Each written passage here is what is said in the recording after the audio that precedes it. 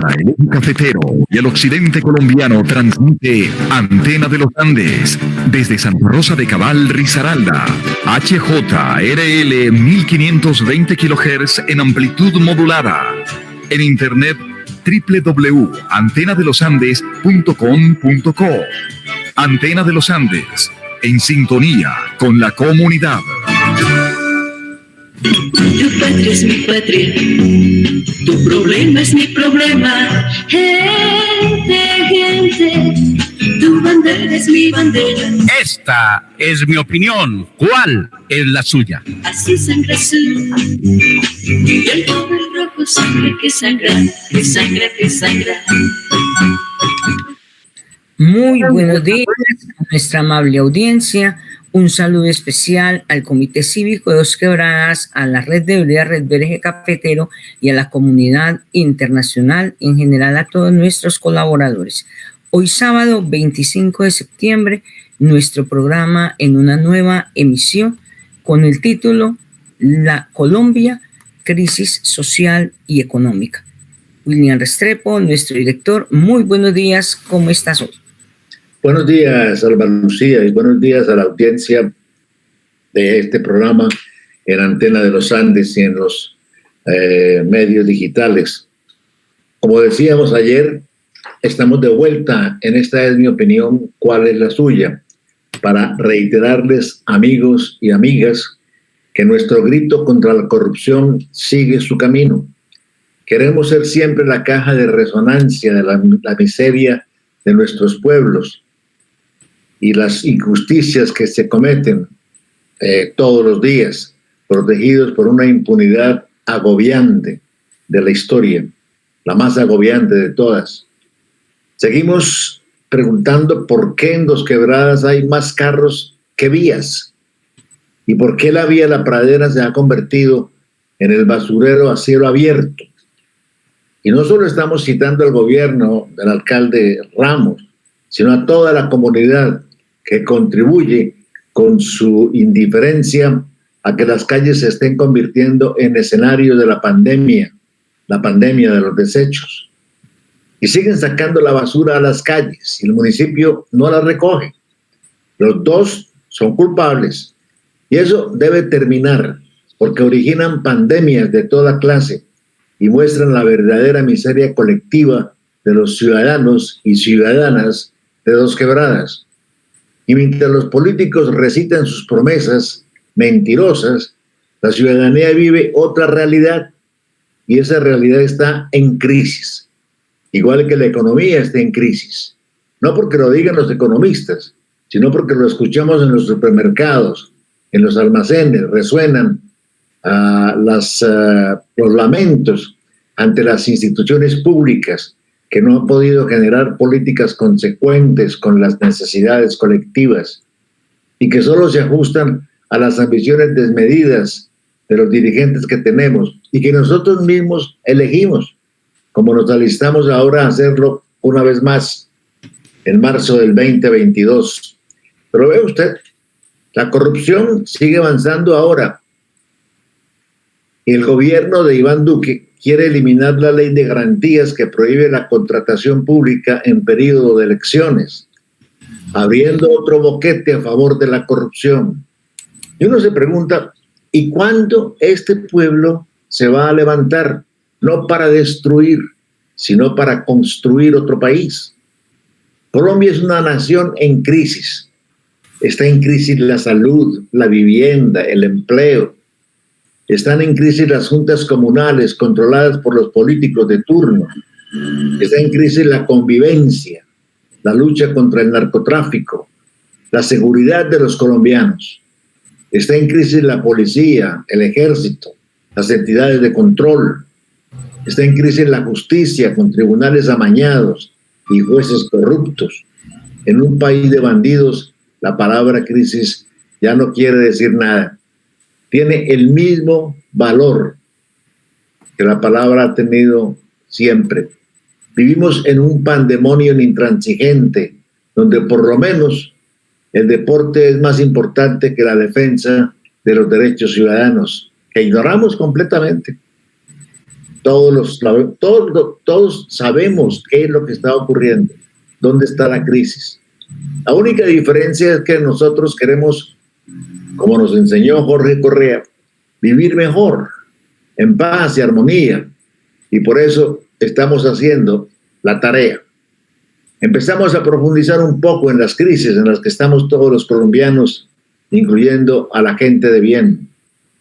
Y vamos a empezar con la economía, Alba Lucía, porque es la crisis, según usted dice, la más fuerte de todas y la que menos entendemos los que estamos viviendo realmente la realidad propia, no la realidad de los demás, ni tampoco la que viven los imaginarios de una sociedad que ya prácticamente se niega a responder, se niega a defender sus propios derechos. Y uno escucha a todos los medios. Fíjese que esta semana, Alba Lucía, he hecho un ejercicio de leerlos a todos, a los que más pueda, de todos los medios en Risaralda, incluyendo programas de televisión, programas de radio, y encuentro esa pasividad, esa lentitud, esa indiferencia con las crisis, con los problemas. Todos se han dedicado simplemente a informar, que es en sí lo más fácil de hacer, porque todas están ajustadas, esos medios, ajustados a la voluntad de quien paga por aparecer o por promover ideas que siempre han sido las mismas, que no han generado sino miseria y desgracia. Y entristece eso a Lucía, ver que realmente no hay una fortaleza en la comunidad para que trate de al menos salvaguardar lo más importante que tenemos nosotros, que es la vida. ¿Qué nos pasa? ¿Y por qué nos pasa? ¿Y por qué guardan silencio los que deberían estar hablando y defendiendo la comunidad y atacando la corrupción? A mí se me hace, Alba Lucía, que nosotros hemos entrado en el campo de la convivencia, pero con la corrupción. Parece que le hicimos parte de nuestro diario vivir. Parece que no podemos vivir realmente sin la corrupción, que hemos establecido una codependencia con la corrupción. Y ya no nos afecta ni nos sorprende absolutamente nada que tenga que ver con actos corruptos. Estamos buscando siempre la ventaja, estar por encima de los demás. No importa la situación de los demás. No importa que el colectivo esté arrastrando miseria. Importa que el CBY sea tenido en cuenta permanentemente. Y esto duele. Y por eso estamos aquí. Para contarles, para repetirles, para tratar de que ustedes, amigos, oyentes, puedan tener un poco más de conciencia social y se enteren que lo que están viendo es su realidad, no la realidad de los demás, que es otra costumbre que que hemos adquirido, y es que si no nos pasa a nosotros, entonces no existe. Y hemos visto en los últimos días cómo tantas personalidades han sido atracadas en la calle y arrastradas en la calle. Y eso tiene una divulgación muy importante porque son artistas. Pero el resto de la comunidad ha sido arrastrada muchas veces y lo es todo el tiempo. Porque lo que sí sabemos nosotros es que esos hechos no son aislados. Es una continuidad de algo que hemos creado, que es el monstruo de la corrupción. Alba Lucía. Bueno, en Colombia, esa crisis financiera y económica que ha generado, pues obviamente esa crisis social, pues viene de un proceso de inversión excesiva y equivocada, ¿no es cierto? Porque no se ajustan definitivamente a la realidad del país, no se ajustan a la demanda de los ciudadanos de nuestro país. Y entonces, nosotros no somos economistas, ya lo dirá ahora el doctor Vergara cuando ingrese a nuestra reunión, que es el economista, pero si nosotros invirtiéramos más en el campo, si nosotros invirtiéramos en lo nacional, hiciéramos inversiones acertadas, que nosotros mismos pudiéramos producir lo que nos puede alimentar, o sea, producir nuestro propio alimento, que nosotros podamos producir nuestra ropa, que nosotros podamos producir desde la industria toda para poder suplir las necesidades de la población. Entonces esa economía tendría una dinámica diferente, pero se invierte más entonces en traer de fuera lo que aquí se podría suplir. Y entonces hay un desabastecimiento, digámoslo así, de lo que realmente podríamos producir nosotros mismos. Hay una crisis generada desde el campo, el agro está muy abandonado, porque entonces se piensa en los grandes terratenientes, los grandes ganaderos, los grandes empresarios y los microempresarios y el señor que tiene la parcela, entonces no tiene la oportunidad de producir. Y sí compramos muchos alimentos fuera, y sí se compra y se trae mucha ropa del extranjero, y se traen muchos víveres de allá, y se trae también lo de la industria, o sea, aquí no se produce.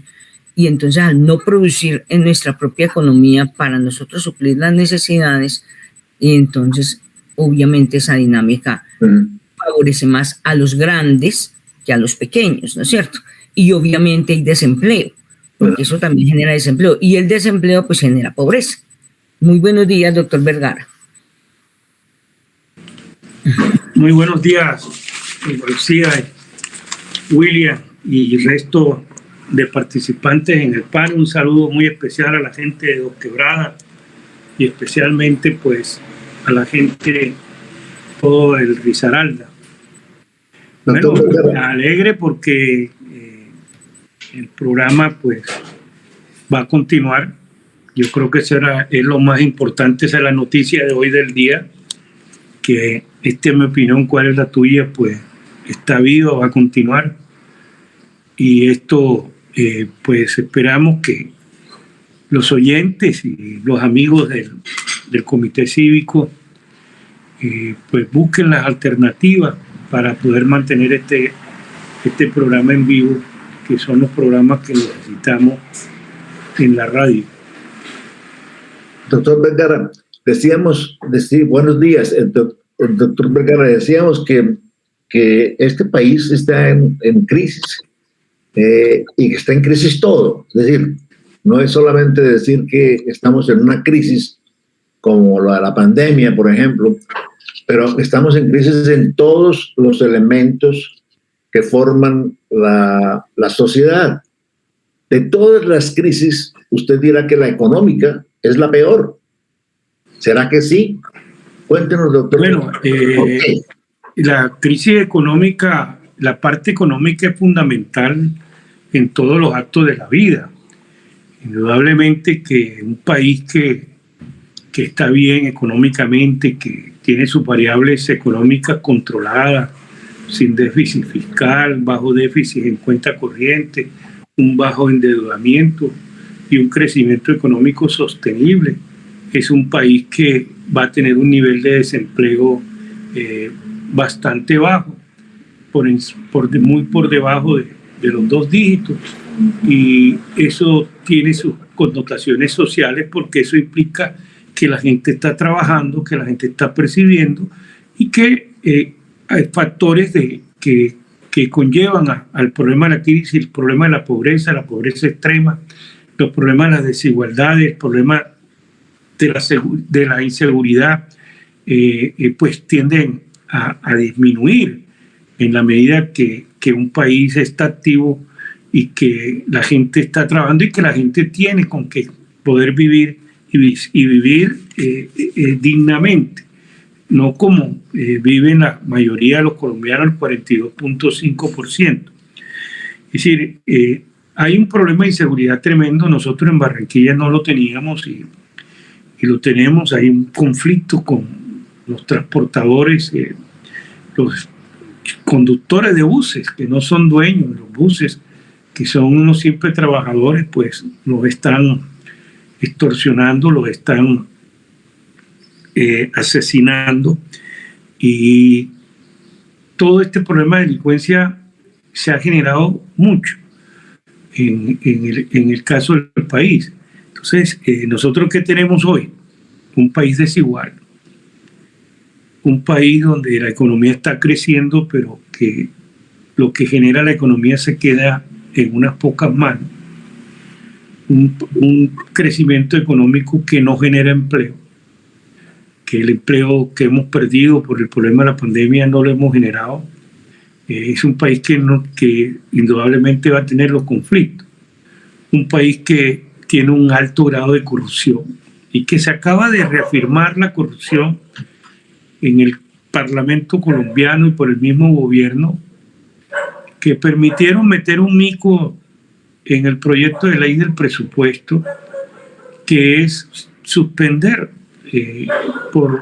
bajo un sofisma de distracción para no frenar la reactivación económica del país, la ley de garantía. Esto significa que no hay pundonor, no hay ética. Aquí la puerta giratoria sigue. Ahí está el caso de la esposa de Carrasquilla, en un puesto donde va a manejar recursos con unas personas que tienen problemas. Y así pasa en casi todo el país y las ciudades al interior, porque las ciudades al fin y al cabo son el reflejo de lo que está aconteciendo pues, a nivel nacional. Y los problemas que tenemos, como el problema de la parte social. William y Alba Lucía, en este escrito que acabo de publicar, un poquito largo, de como 14 páginas, porque analicé 3 aspectos. Analicé el aspecto del crecimiento de la economía del país, el efecto de la reforma tributaria y el del presupuesto general de la nación. Y es un presupuesto, un país con ese presupuesto no tiene esperanza. El pobre no puede recibir las ayudas que el Estado tiene, donde el 80%, el 81.3%, ni siquiera ya el 81.3%, se lo gasta en gasto de funcionamiento y el servicio de la deuda, y solamente el 18.7% para inversión, que es una cifra de 62, 66 billones ahora que la quieren aumentar en esto. Pero cuando uno ve esa inversión, el gran paquete, prácticamente el 30 y pico, 32%, o casi el 40%, 45% son de las ayudas que el gobierno entrega, es decir, ingreso solidario, familia en acción, jóvenes, adultos mayores.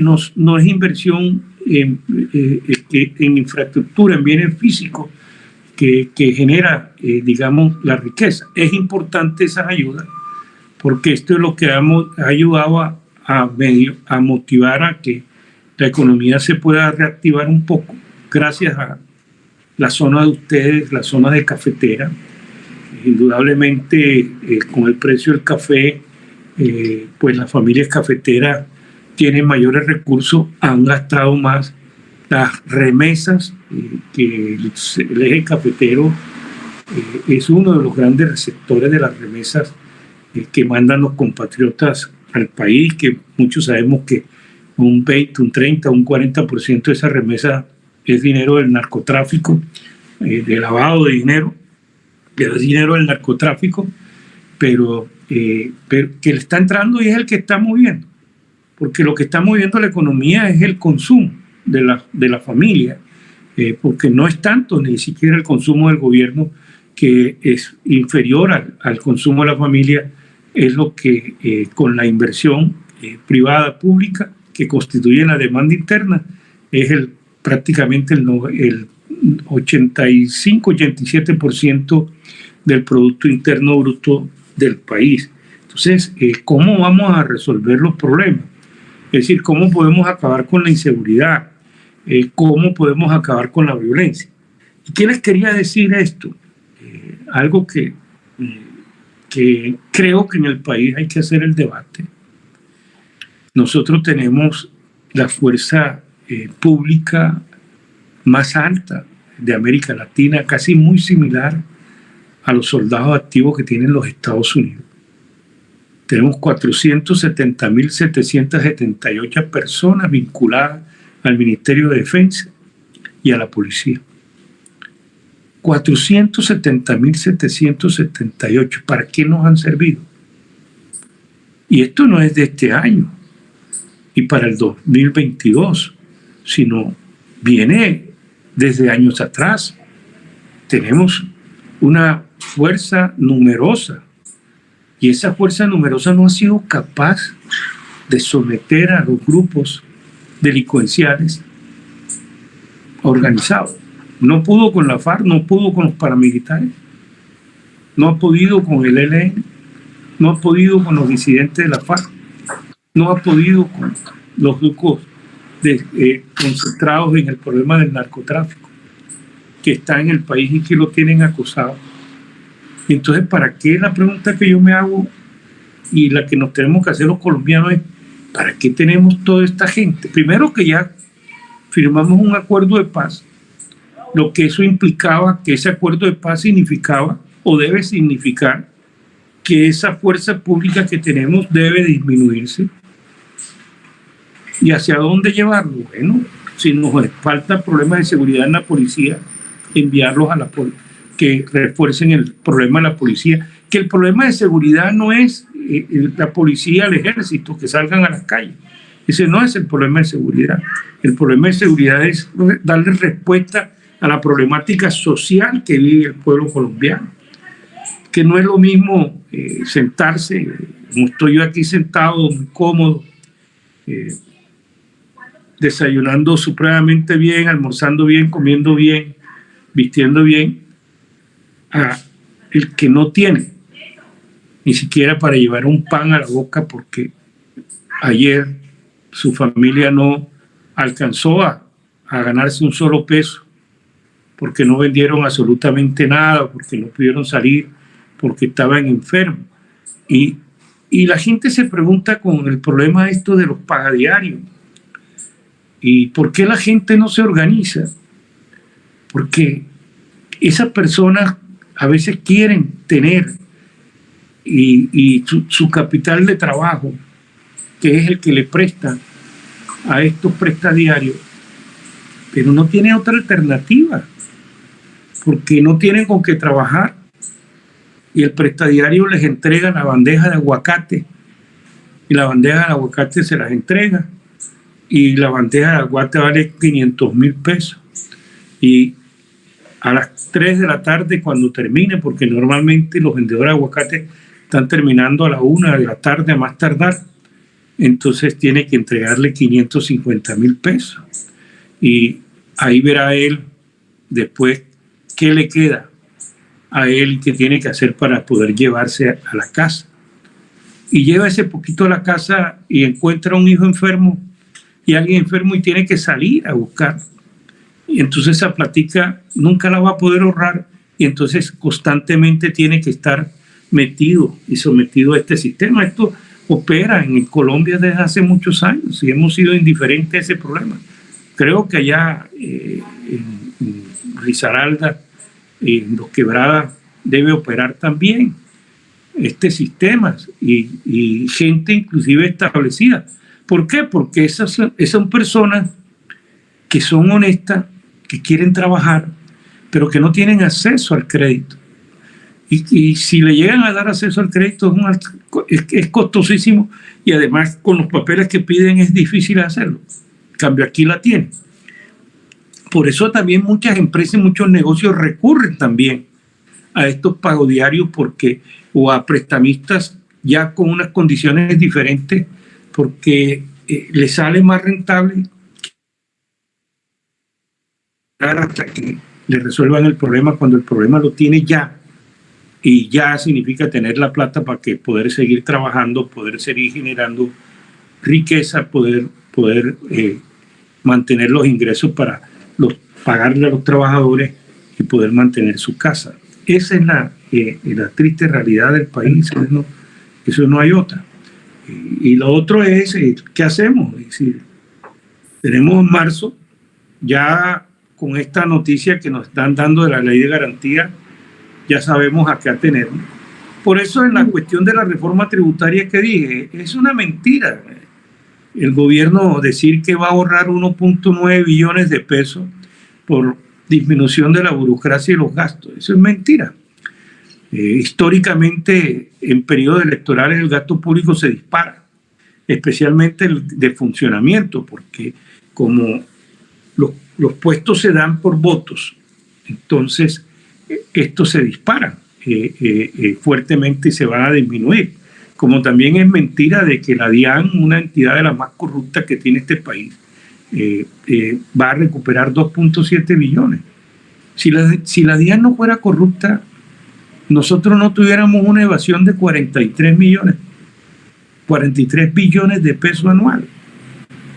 No es que perdimos 43 billones de pesos en el año 2020, no, sino que perdimos 43 billones en el 2020, en el 2019, en el 2018, en el 2017, porque es anual que nos roban esa plata.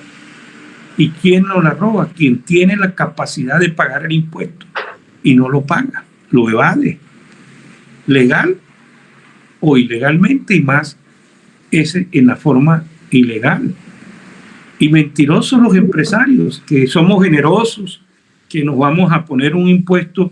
No rebaje el impuesto a la renta, pónganos 3 puntos más. Mentiras, porque ellos saben cómo trasladar ese impuesto a los trabajadores con un salario menor y a los consumidores con un mayor precio del producto. Pero además otra gran mentira es que no dicen que ellos reciben 83 billones de pesos que dejamos de recaudar por las excepciones y deducciones, especialmente las de la seguridad inversionista del señor Álvaro Uribe Vélez. 83 billones. Y la corrupción nos lleva a otros 43 o 50 billones. Estamos hablando de 160 billones de pesos que podríamos, con esa plata, en menos de 4 o 5 años, una década, poder resolver, yo diría casi que el 80 o de pronto 90% de los problemas sociales y de la pobreza que tenemos en Colombia. Lo que recaudamos nosotros son alrededor de unos 160, 165 billones, pero dejamos de recaudar esa misma cifra. O sea, el 100% lo dejamos de recaudar. Entonces, con eso podríamos haber tenido rentas básicas, renta no básica, todo. Y tuviéramos el país que fuera una joya en materia de infraestructura, y tendríamos un desarrollo industrial y un desarrollo agroindustrial suficiente, con amplitud, con todas las facilidades, porque las tenemos ahí, pero con estos gobiernos no ha sido posible. Entonces, pero doctor Vergara, es decir, la ecuación más clara en cuanto a la crisis económica es que aunque el consumismo aumenta, la producción comienza a aumentar también. ¿Por qué nosotros nos acostumbramos o estamos conviviendo con todo esto que usted menciona, que la pérdida de 150 billones de pesos que no recaudamos, la trampa que siempre está por delante de todo lo que hacemos? ¿Cómo le explicamos a la gente realmente lo que es la situación actual? Porque es que es muy sencillo poder decir, hombre, la inseguridad es uno de los problemas graves. Claro, la inseguridad es una realidad, y esa realidad muchas veces es contrarrestada simplemente con el aumento de la fuerza policial en las calles. eso no soluciona el problema, eso agrava más el problema. Pero, ¿dónde está entonces el comienzo de ese cambio que se necesita? Porque es que uno empieza a escuchar a todos los precandidatos a la presidencia y todos están hablando lo mismo que hablaron hace 4 años, 8 años, 12 años, 16 años, la misma historia, las mismas promesas, y nada de eso ocurre.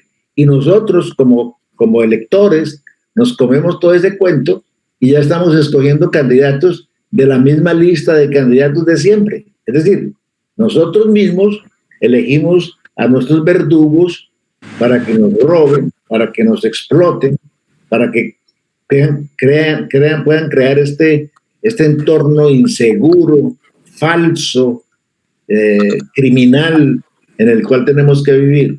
¿Cómo le explicamos eso a la gente?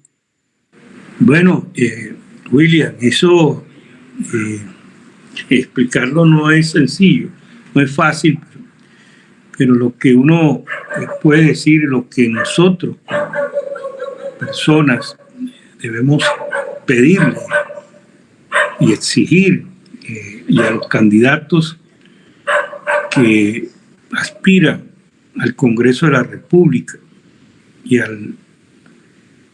la presidencia de la República, que expongan sus tesis y las expongan con claridad. Pero usted sabe que ya los parlamentarios no hacen campañas, ya inclusive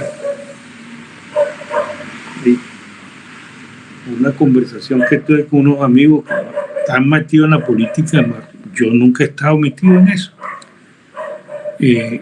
Ya hoy el voto menudeado, ya eso no lo compran.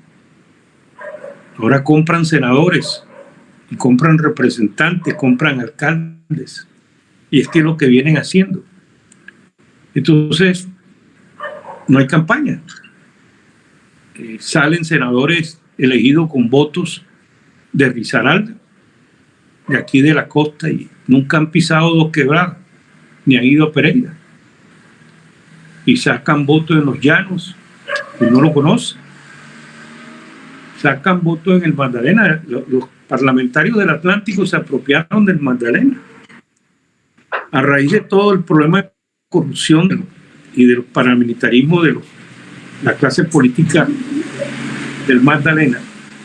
Pues ese vacío lo llenaron los senadores del Atlántico, y creo que elegimos a 3 senadores donde los votos son de allá, y yo estoy seguro que no conocen ni Algarrobo, ni conocen Fundación, ni conocen nada, ni nunca han ido, y nadie los conoce, pero a través de los recursos de regalías con los proyectos compraron los alcaldes.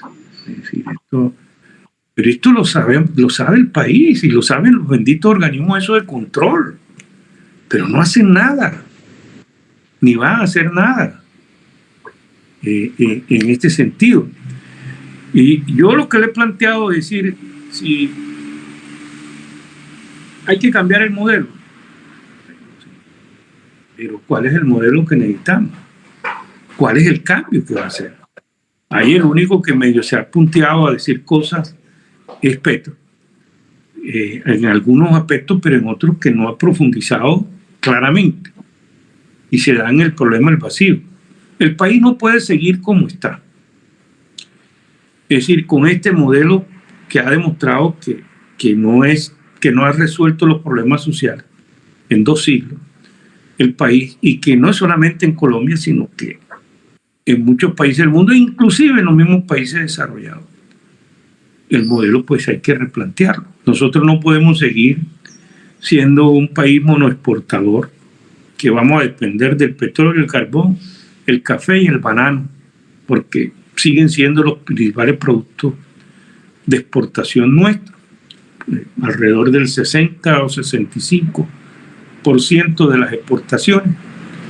No podemos continuar con un aparato, un sector industrial de tipo oligopólico, concentrado en el satisfacer el mercado interno con una alta protección, porque uno no se puede decir mentira, que además se fusionan o hacen acuerdos para después actuar como monopolio, como el caso del cemento, el caso del papel higiénico, el caso del azúcar, el caso de las gaseosas, el caso de la cerveza. Es decir, uno empieza a coger sectores industriales y encuentra que son oligopolios, y después los oligopolios, como son pocos, es muy fácil ponerse de acuerdo. Y siempre va a haber una empresa dentro de ese oligopolio que es la que impone las condiciones, porque tiene las mejores condiciones e inclusive podría sacar a las demás empresas del mercado.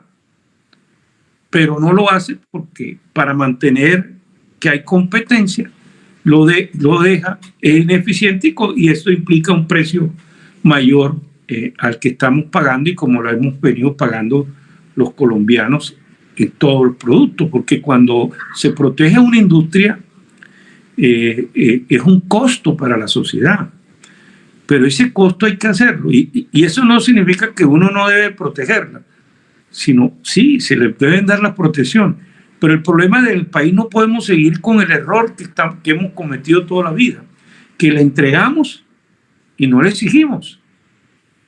A los cafeteros les hemos entregado cualquier cantidad de plata, a los petroleros igual, a los textileros, a Bianca, a los bancos, y no les exigimos nada.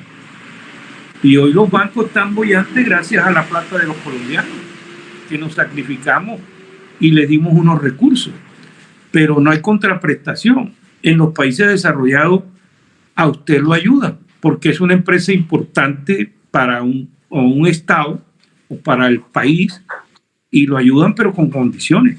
Le ponen unas condiciones. Si usted no logra unas metas, lo sentimos mucho, pero usted ya no es rentable, usted tiene que desaparecer. Estamos en una economía de mercado y una economía capitalista. En la economía capitalista esa es la filosofía. Es decir, no es un estado, digamos, social, no es un estado para caridad, sino que el sector privado debe tener y tiene sus utilidades.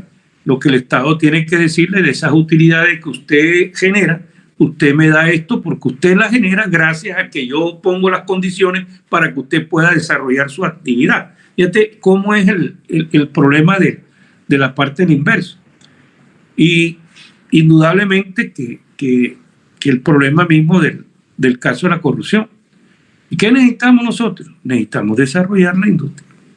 Necesitamos desarrollar la agroindustria. Necesitamos desarrollar el campo. Eso no conlleva que tengamos que expropiar absolutamente nada, sino trabajar con el sector privado y el sector público, pero con condiciones distintas a las que hoy existen. Porque hoy hay las concesiones, las famosas APP, alianzas público-privadas, los TLC, pero lo firmamos mal. Lo ancho es para el privado y lo angosto para la entidad territorial. Así nos pasó con los TLC, los negociamos mal, no supimos negociar. Es posible que no teníamos en el momento, o no escogimos a la gente indicada para negociar. No todo el mundo sabe negociar.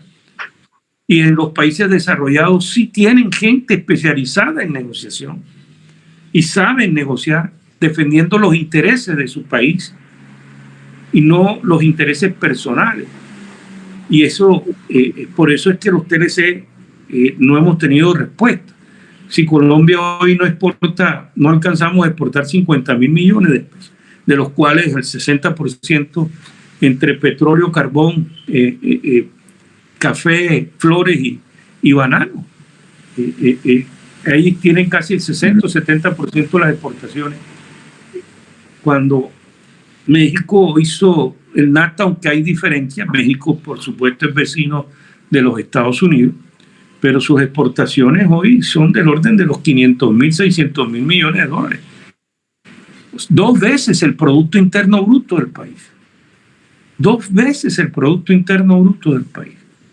Y hoy era para que, con los TLC que firmamos, era para que nosotros estuviéramos exportando alrededor de unos 150.000 millones de dólares como mínimo, y estuviéramos importando unos 100.000 millones de dólares. Y es que de todos modos vamos a necesitar de las importaciones. Ningún país puede vivir por su propia gestión. Esas son cosas que uno no les escucha a los candidatos. Y son las cosas que deberían tocar, más el temita ese bendito de la corrupción, porque todos hablan de que van a acabar con la corrupción, y a la larga pues la corrupción en este gobierno ha sido bestial. No hay otra palabra para definir bestial. Es el gobierno más corrupto que hemos tenido, creo que en la historia del país. Sí, señor. Doctor Vergara, muchas gracias. La situación de las crisis que estamos viviendo en todas las áreas, en todas las zonas, es muy diferente a la realidad que se vive. Es decir, hablamos de la corrupción, hablamos como si fuera ya un ente familiar, parte de nuestra convivencia, es parte de nosotros mismos. Nos proponen acabar con la corrupción, inclusive cuando dicen acabar con la corrupción, ya están ejecutando un evento corrupto. Es decir, no hay forma de acercarse absolutamente a nada donde exista una real integridad. Todo está rodeado por la corrupción. Inglaterra, Alba Lucía, ver o escuchar a los precandidatos a la presidencia, que traen unos discursos completamente elaborados, muchos de ellos no por ellos mismos, sino por otras personas que contratan para que escriban los programas de gobierno, y esos mamotretos que presentan o que tienen que presentar, donde están toda la lista de las promesas que no van a cumplir, y nosotros que vivimos o que queremos vivir a futuro, nos olvidamos de que la realidad es ahora, que es ya, que la situación no espera más tiempo, que las crisis no se programan para solucionarse. Las crisis se solucionan inmediatamente, son creadas o se producen. Pero no, nosotros hacemos todo lo contrario. Programamos las crisis, la solución de las crisis a futuro. Por eso escuchamos a muchos de estos unos sinvergüenzas verdaderamente ineptos, incapaces, pero que según su discurso dicen que van a solucionar el problema, los problemas del país. Y eso no suena bien. La comunidad no debe comerse ese cuento. Ya hemos tenido ejemplos desde hace 20, 30 años que esta generación ha vivido con promesas nada más. Y ahí están los resultados. Tenemos una miseria que sigue creciendo. La pobreza absoluta sigue creciendo. Hay más pobres hoy que hace 4 años. Que la pandemia, sí, la pandemia nos perjudicó, nos quitó trabajo, nos quitó empleo, nos quitó productividad. Y a muchos nos quitó la vida. Uh-huh. Pero esa pandemia no es creación nuestra. Esa pandemia es un virus que llegó y que azotó a todo el mundo. Pero tampoco le podemos echar la culpa solamente a la pandemia. Porque dice usted que después de la pandemia, cuando han comenzado a abrir bares y restaurantes, la gente no quiere trabajar. La gente prefiere quedarse en la casa, no trabajar, porque están recibiendo algunos beneficios que se los van a cobrar después, pero creen que va a durar toda la vida y por eso no trabajan. O sea, perdimos el sentido de la responsabilidad. el sentido de responder por las cosas que queremos tener y cómo queremos vivir. Pero no se puede sacar plata de la alcancía y no echarle plata a la alcancía y creer que siempre vamos a tener plata disponible. De donde se saca hay que echar también. Ujú. ¿No cree, Alba Lucía? Sí, lo que pasa es que es imposible que en un país donde, como dice el doctor Vergara, se ha pedido desde el modelo de economía mixta que lo privado se financie con lo público y lo público sale perdiendo porque se desfinancia lo público, cuando debería ser al contrario. En una economía mixta, lo privado debe estructurar lo público, financiar lo público. Lo público se financia con lo privado y entonces se fortalece. Aquí se hizo al revés. Se fortaleció lo privado con lo público, al desfinanciar lo público se genera una gran brecha social. Y no se está invirtiendo, vuelvo y repito, y eso se ve en el Producto Interno Bruto, en generar bienes y servicios, que es lo que tenemos nosotros que producir desde nuestro territorio, pues porque la riqueza la tiene que producir es el mismo país y eso genera empleo, sino que son otros que vienen de afuera a invertir y obviamente ellos no pagan bien la mano de obra y ellos sí saben explotar nuestros bienes y se saben enriquecer con lo nuestro. Entonces, no es lo mismo. Y nosotros tenemos que mirar en una población que está enseñada históricamente a recibir subsidios. Un país asistencialista que, digamos, hace esa herramienta, asistencialismo, la utiliza la maquinaria política para después cobrarla con votos, porque entonces amenaza con quitar el asistencialismo si no votan por ellos. Y perdónenme la expresión, pero la mayoría de la población tiene una mentalidad limosnera. Porque cómo es que se contentan con un subsidio sabiendo que podemos producir y generar más riqueza y generar más ingresos y no permitir que los demás nos engañen con un mísero subsidio que obviamente no alcanza. Es precisamente una limosna que ni siquiera sale del bolsillo de la maquinaria política, sale del bolsillo de los colombianos porque es de nuestros impuestos que se hace eso, cuando debería fortalecerse la educación, la salud, los servicios públicos, y esa es una manera también de darle calidad de vida a las personas. Le damos la bienvenida a Andrés González de la Comunidad Internacional. Andrés, buenos días, bienvenido a nuestro programa. Muy buenos días a todos y gracias por la invitación.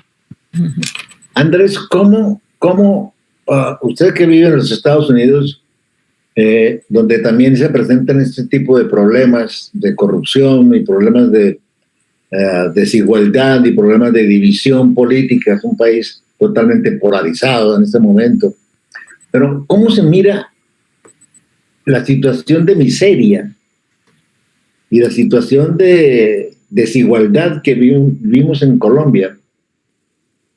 Y ahora que hay una intervención en la Cámara de Representantes de los Estados Unidos para reducir la asistencia que prestaban a las fuerzas militares, específicamente al grupo del SMAT, que ha sido totalmente acusado de todos los crímenes que ocurrieron durante las marchas y los paros de junio de este año. Todo eso afecta a la economía del país en cierta forma, pero ¿ustedes cómo lo ven desde allá? ¿Cómo ven este país revolcado completamente por la corrupción y por los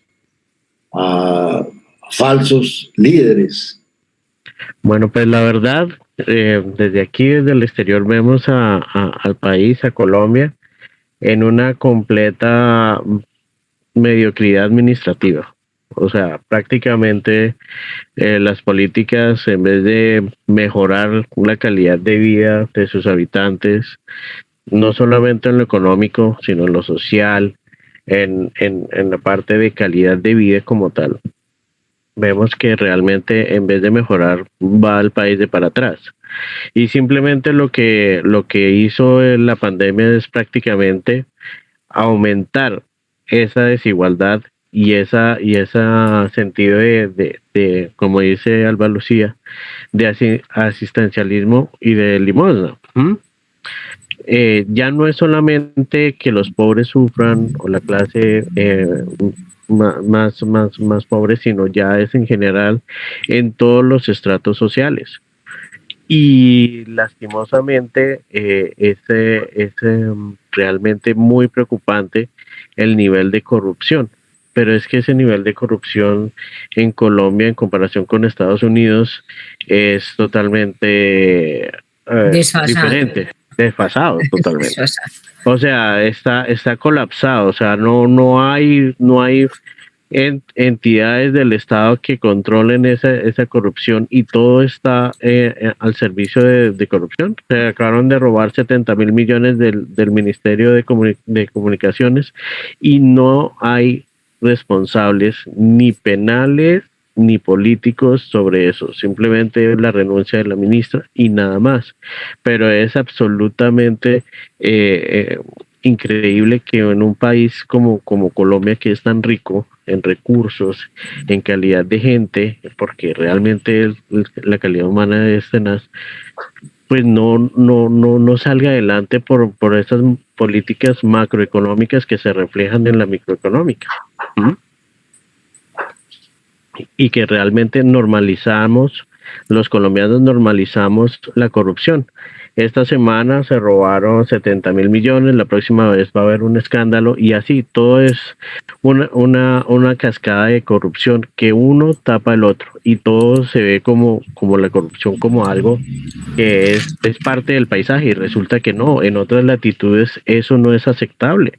Aquí en Estados Unidos, claro, también hay corrupción, pero no son de esos niveles, y si hay corrupción son bien castigados, porque el sistema judicial es muy estricto. No digo que no haya corrupción, hay casos de corrupción aquí, pero son unos niveles muy mínimos que el mismo sistema judicial hace que no sea prácticamente inviable, pero que si lo hacen van a tener sus serias consecuencias.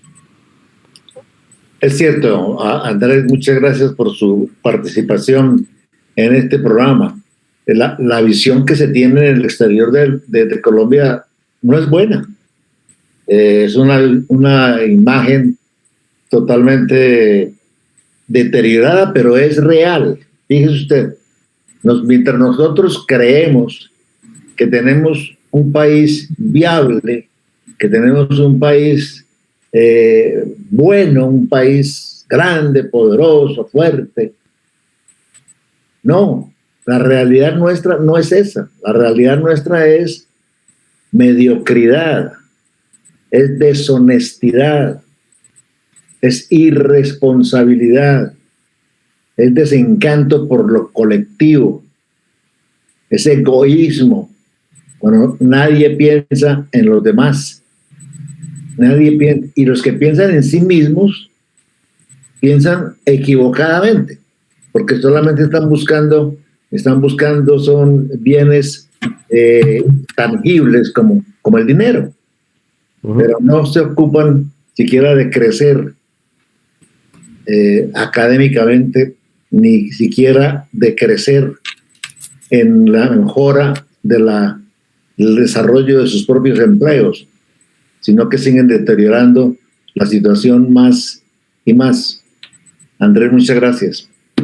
Muchísimas gracias a todos. Y quiero decir una cosa. Mira, hay un problema también ético de la sociedad. ¿Por qué? Porque puede que todos esos políticos que, como digamos un ejemplo, Carrasquilla, tienen los pergaminos, tiene la profesión, posgrados, máster, doctorados, pero les falta la visión ética, y es imposible que los grandes medios y den esa opción de que esa visión equivocada, que porque tienen esos niveles de educación no se mira también los valores éticos, sus acciones. ¿Cómo es posible que esos bonos Carrasquilla que fue una estafa a varias ciudades y pueblos de Colombia, no haya un castigo ejemplar por lo menos político. Pueda que judicial no lo haya, pero ético y político sí se puede hacer. Y que realmente es denigrante y hasta digamos abusivo que una persona como Carrasquilla esté ejerciendo ese poder en el Banco de la República con todos los antecedentes que ha tenido. Se pagan las cosas. Yo no sé por qué nosotros creemos que cuando hay un cambio de gobierno hay un cambio de bandidos, es decir, traen nuevos bandidos y los anteriores esperan la oportunidad a los siguientes 4 años en las nuevas elecciones para volver a postularse, y entonces es como el giro que permanentemente hacen los políticos para poder mantener control sobre una población que ya no sabe realmente qué hacer. Igual, Lucía.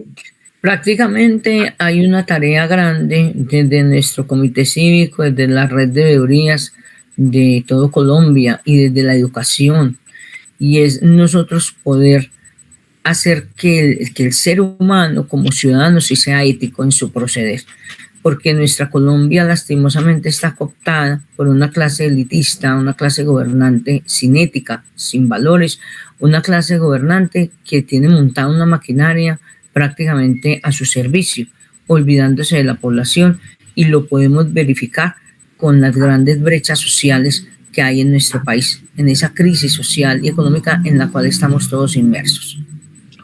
Doctor Vergara, en un minuto que nos queda,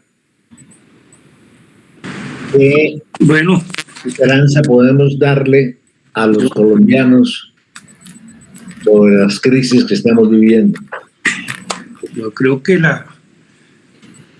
yo siempre digo cuando hablo con la gente que si queremos cambiar, pues el cambio tiene que empezar por uno mismo. Porque si uno no cambia, pues ¿cómo le pide a los demás que cambien? Y creo que esa es la finalidad, y tenemos un debate en marzo. Hay gente muy buena que va al Congreso, pero van los malos. Simple y llanamente hay que saber escoger, y hay que escoger a los mejores.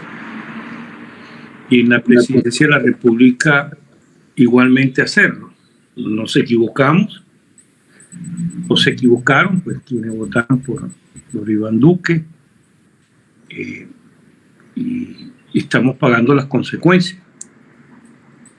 Son 4 años de mal gobierno.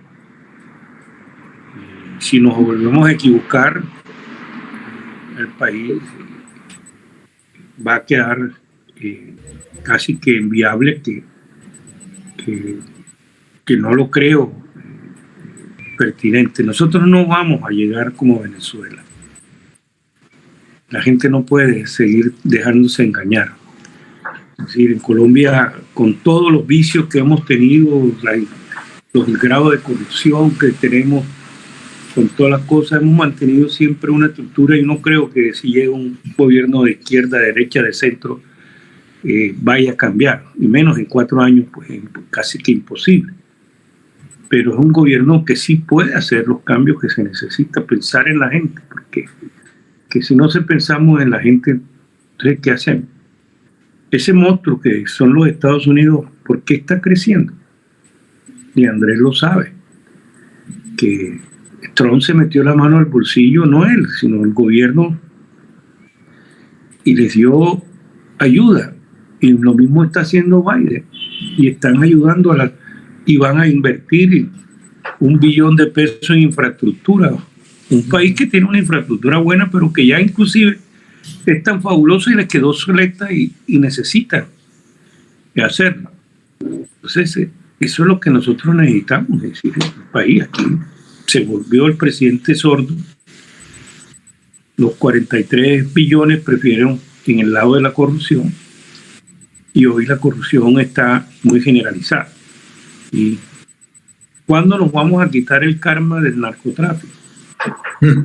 Porque cada vez que yo viajo y ven el pasaporte colombiano, pues eso son unas implicaciones tremendas. Es decir, tiene uno que esperarse hasta que le quieran dar. A veces no hay problemas, pero otras veces se ponen los problemas. Doctor Vergara. Pero quiere decir que tenemos ese punto, que tenemos el karma de ser el país mayor productor, no de café, sino mayor productor de cocaína del mundo. Doctor Vergara, muchas gracias. Se nos acabó el tiempo. Álvaro Lucía, 30 segundos para despedir. Y hasta aquí hemos llegado hoy en Esta es mi opinión. ¿Cuál es la suya? Los esperamos el próximo sábado, aquí mismo, en Antena de los Andes. Muchas gracias. Tu patria es mi patria, tu problema es mi problema. Gente, gente, tu bandera es mi bandera.